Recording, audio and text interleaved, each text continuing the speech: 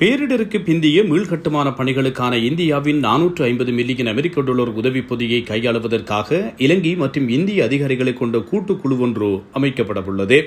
இந்த நிதியை கையாளும் பொறுப்பு இந்த குழுவிடம் ஒப்படைக்கப்படும் என்று இலங்கையின் மூத்த அரசாங்க அதிகாரி ஒருவர் தெரிவித்தார்.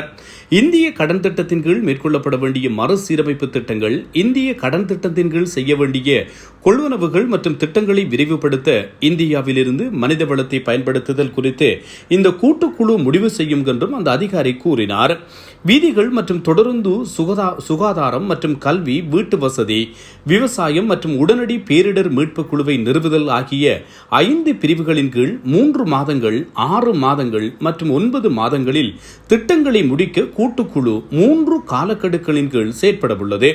வீட்டு வசதி, மருத்துவம், கல்வி, தொடருந்து மற்றும் வீதியமைப்பு தொடர்பான மறுசீரமைப்பு திட்டங்களுக்கு தொழில்நுட்ப ஆதரவு உள்ளிட்ட உதவிகளுக்கு இந்திய குழுக்கள் இலங்கையில் தங்கியிருக்கும் என்று எதிர்பார்க்கப்படுகிறது. இந்திய தூதரகம் கூட்டங்களை நடத்துவது, முன்னேற்றத்தை மதிப்பாய்வு செய்வது பற்றிய கூட்டங்களை அதிகாரிகளுடன் ஒருங்கிணைக்கும்.